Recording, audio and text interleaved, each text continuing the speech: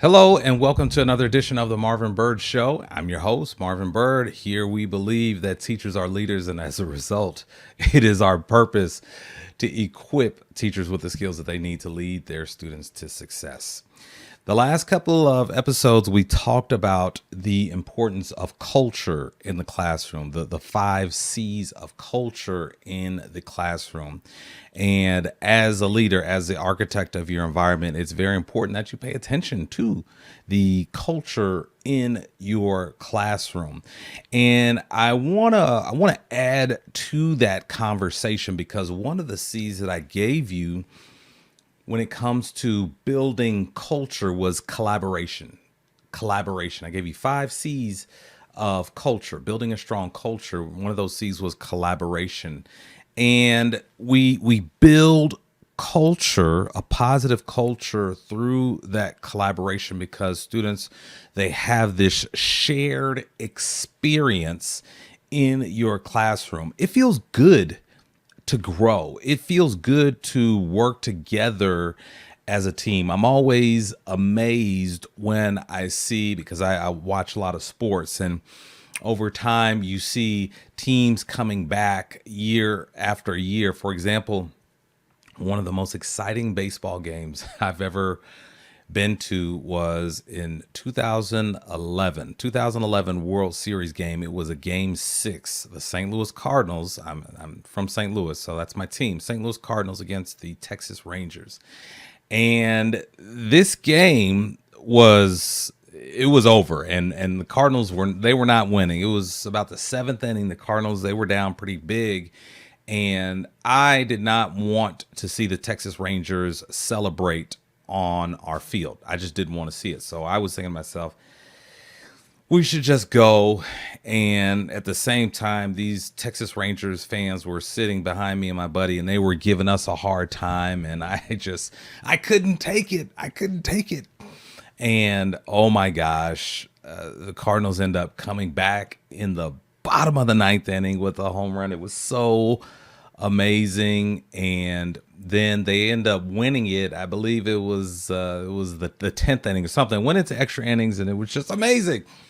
It was amazing. And the home run that actually won the game, I swear it was maybe 20 feet. It landed 20 feet away, 20 feet away from where I was sitting in the bleachers. And it was just so amazing. And then, flash forward, years later, it's just amazing to watch that team, members of that team, come together and just kind of reminisce on what they were able to accomplish with together as a team. And that's just something that no one can ever take away from them. Those memories, that shared experience of working on something together and accomplishing something great. It feels good. And as a leader, you need to find a way to capture that. Find a way to capture that in the classroom, because when students feel good, you're going to get the best out of them. When they feel good, they're going to actually help each other. It's going to be infectious. Everyone's going to be feeling good, and you're going to get the best effort from your students. And, your high achieving students, they're going to be feeling good. And your students, they need a little extra help. They're not there yet. They're going to feel good as well. And so everyone is growing. Everyone is moving along. Everyone is accomplishing their goals. And so that's what you're trying to get to. So today, I want to submit to you a system. I was doing some research, and I found a system of collaboration. No, it's not Kagan. Don't leave me. It's not Kagan. It's not Kagan. I promise you. Okay, so here's a system of collaboration that I discovered when I was doing some research, because I was here prepping for you. I want to give you the best. I want to give you experiments that you can try, because there is, regardless of what you may have heard from some consultant that your district brought in, there is no single thing that's going to help close that achievement gap. No.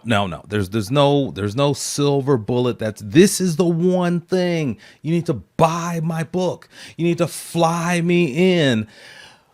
First class, of course. You need to come pick me up in a limo. No, no, no, no, no, no, no. No, we're not going to do that. We're not going to do that. So I'm offering you an experiment that you can try. Okay. An experiment that you can try. Now, what's interesting is that this system of collaboration was primarily used for the adults in a school building to problem solve. It was used for the adults in the building. But at the end of the research, they say, hey, you know what? This could be used in the classroom as well. And we encourage that. And so I want to share this with you. So here it is simply, it's called a solution circle, a solution circle, a solution circle. So you can imagine just by listening to the name of it, that definitely this is about collaboration. This is about a team coming together. And of course, there's going to be order in it in terms of roles and different things that each student needs to do. So here is just a little bit of the research, and this is what they found after they conducted this study when they used these solution circles. And this is why I think you should use this. Okay, this is why I think you should use this. For those of you who are watching, I put it up here on the screen, but for those of you who are listening, here's just a summary of what they discovered. They discovered that the participants, they were able to think more deeply about individual children, and it increased their awareness, okay, of different strategies and how they can implement those strategies to benefit all of their students. And you want that, right? That's good. That's good. Increased awareness and changing the way your students think. If you can do that, that's money. That's money. That's what you want. Additionally, what they found is it created a wonderful environment, a wonderful culture, because people felt supported and they felt that their ideas and their voice was valued. And then additionally, it talks about the participants, they had an improved understanding of young people, and it led to more effective choices in terms of their strategies. And then I'd like to kind of piggyback on that. I believe that it increased empathy. It also increased empathy because they had the participants, they were able to develop that deeper understanding of the meaning of the behavior. The meaning of the behavior. They were able to understand it a little bit more. So definitely by looking at this, when you look at it from the adult side, you can see that, this solution circle, there are some positive things that came from it. Now, once again, is it going to be the one solution? No.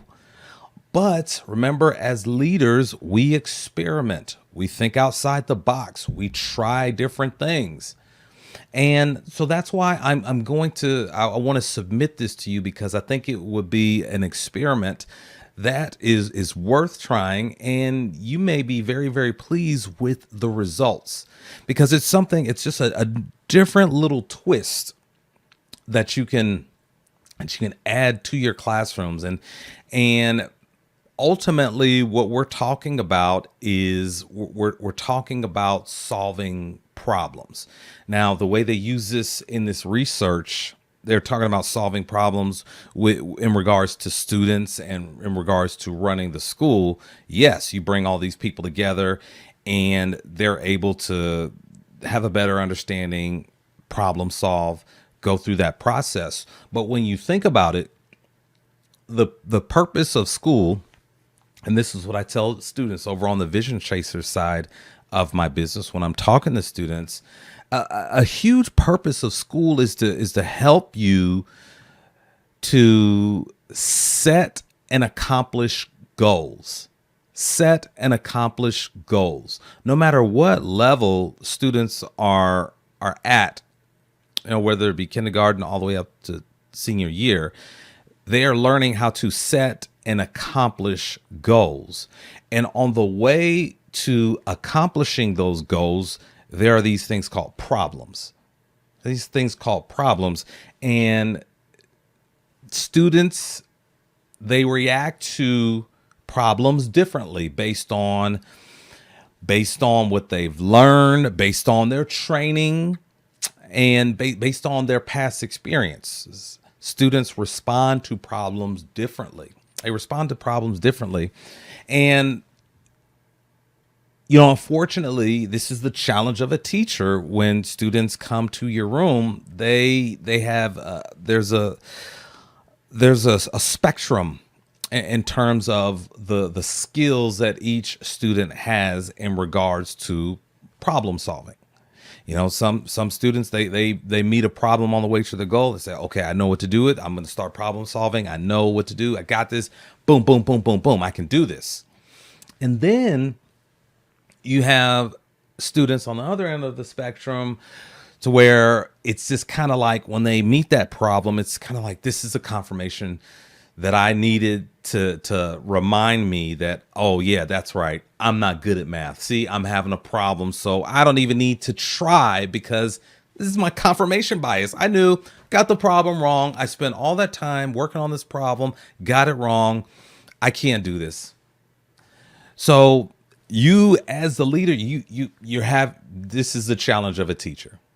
This is unfortunately, this is the challenge of the teacher. This is what you are up against, and this is why you were hired to do this job. And I pray that for those of you who are watching, those of you who are listening, I pray that you have administrators in your building who truly understand that and who are supportive of you, and who don't, look at data and they wag their finger at you and come down on you. Because I know that you're out there, you're doing the best that you know how, and you're here, you're watching, you're listening to this, you're developing yourself, and you're willing to learn, and you're willing to run through a wall to do what's best for your students. So I hope that you have supportive administration in your building. And if you don't, just know that your students, when they come into your classroom, there's one leader that they're looking at, and that's you. And keep that in mind. That's just keep that in mind. Like regardless, sadly, if you don't have a supportive administration, your students are still looking at you, and I encourage you to continue to do your best to serve your students. So problem solving. And over on the Vision Chaser side, I want to submit this to you as well. On the Vision Chaser side, I did a video about the problem solving process. I wish that I had this flushed out when I was a teacher, because with this process, I go through the steps of solving a problem, and I'll put a link to that video. You'll see that coming up about now if you're watching this. And then in the description section of this podcast, I'll put that link there as well. And you'll be able to see, you'll be able to watch that video. And then that's something that you'll be able to show your students, or you can share those steps to encourage students to don't get caught up in your feelings when you hit a problem. We got to start problem solving. All right. So with this solution circle, obviously we're talking about solving problems, and there are numerous problems to be solved in the classroom. It doesn't matter what the content is. It doesn't matter what level. There are problems waiting to be solved, because it's through solving these problems that the students get closer to their goal. So solution circles, they give students the opportunity to collaborate and solve a problem. Collaborate, learn from each other, and solve a problem. And like I said before, with sports teams, it's just such a great feeling. It's just such a great feeling to grow together and learn together. So the process, it has 4 phases. It has four phases. There is the problem description phase. You can imagine what that is. Problem description phase. Then number 2, there's brainstorming solutions. And then number 3, there's problem clarification. Problem clarification. Let's bring some clarity here. And then number 4, there's first steps. Now you can imagine there's a variety of ways that you can use this. You can use this to be content specific, or you can, let's say there's an issue going on in the classroom and you need to clean some things up within your community. You can also use this as well. So here's what I want to share with you this. We also have roles, much like Kagan. We have roles for each person in the group. And what you can do for bigger groups is you can double up or triple up. You don't want the groups to get too big. So I would say perhaps if you have 8 students, we have 4 roles. So you can do 2, 2, 2, and 2. So we have the problem presenter. Obviously, that's the person or persons who are discussing the problem as we go through these different phases. Now, as we go through these phases, what you can do is you can say, okay, I want to spend 20 minutes on this exercise. So there's 4 phases. You can do 5 minutes per each phase. Phase number 1, that obviously pulls in the problem presenter. It's also going to pull in the process facilitator. See that they're going to be the manager, the timekeeper, make sure everyone stays on track, and then we have the note taker and the recorder. So all 3 of those participants, or people who are in those participant groups, they're going to start and they're going to do their part in step 1. So step 1, that's when the problem is going to be presented. So step 1, the person who's in charge of presenting the problem, that person gets an opportunity to speak. So we're going with 20 minutes. So that person gets to present the problem. And these are the specifics of the problem for a straight 5 minutes. They get 5 minutes. And, the thing about problems, we say in leadership, don't admire the problem. Where we just get caught up going on and on and on and on about the problem. And this is why this is a problem. Oh, it also affects this. It affects that. It's just to the point where we're just paralyzed because we're admiring the problem. And what I like about this is we devote 5 good minutes to admiring the problem. This is the problem. So the problem presenter, they get to just lay it all out. This is the problem. This is everything about the problem. So while this is going on, we have the facilitator. They're managing this discussion. Actually, it's not a discussion. It's a monologue, like of presenting the problem. The manager is making sure, hey, no one else talks except for the person presenting the problem. The facilitator is also making sure that they keep track of time. And then we also have the note taker or recorder. They are making sure, obviously, they're taking notes, right? They're taking notes, and they can be shorthand notes. You can use the butcher paper, whatever. But everyone has a role. And I think this first step, obviously, is very important because we need to understand all aspects of the problem. And if the problem presenter goes 2 minutes, they go 3 minutes, doesn't matter. Everyone else stays in complete silence until that time is up. So that's where that process, the process facilitator comes into play to manage that time. But it's very important. We want to get everything about the problem out there on the table. Now, number 2 is the brainstorming, where we start to brainstorm for solutions. And obviously with the brainstorm, we want as many people as possible just throwing things out there. Everyone gets an opportunity to join in, except for the people who presented the problem, except for the person or persons who presented the problem. The problem presenter does not speak during this time. It's everybody else who gets an opportunity to throw it out there. And without interruption, everybody's voice is valued. So step 2, this is another 5 minutes towards brainstorming. Now the time you can do however you want to do it, but I'm just, for the sake of this example, I'm giving you 20 minutes. So it's 5 minutes for each phase. So everyone gets an opportunity to put their ideas out there. The facilitator has to make sure that no one dominates the time and that everyone's voice is heard. And then obviously the note taker recorder, they're going to record these different solutions as well. Step 3, that's when we get to really clarifying things in terms of the problem clarification. In this phase, this is when we get to have a dialogue. We get to have a back and forth. We get to make sure, hey, is there anything we missed in regards to the problem? Did we get everything? How do these solutions stack up with our description of the problem?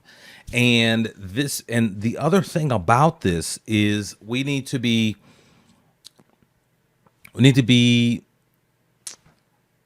positive in the thinking and the conversation, which means you can't focus on the things that you can't control. Like obviously with any problem, there's going to be factors and variables that are out of our control, but we've got to focus on what we can do.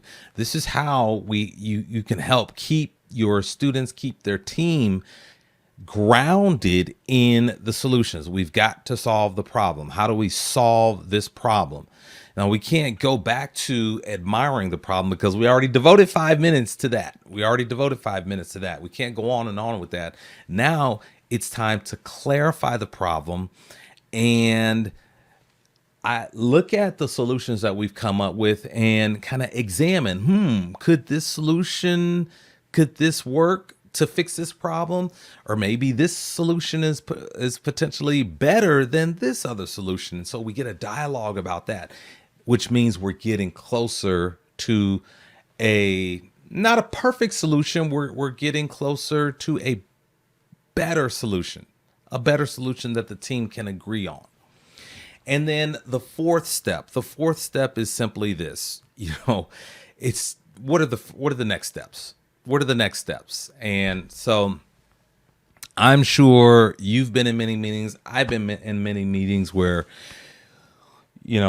the meeting's over. Now what do we do? Meeting's over. Now what do we do? And so that's basically what this last phase is when we talk about first steps or next steps. I like next steps better. I like that better.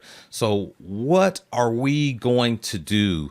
And I would say it's important to add a timeline to that. What are we going to do before the next class? Or what are we going to do within the next week or 2 weeks? What are we going to do based on what the problem is the team is trying to solve, based on what the team is doing? What are the next steps? What are the next steps?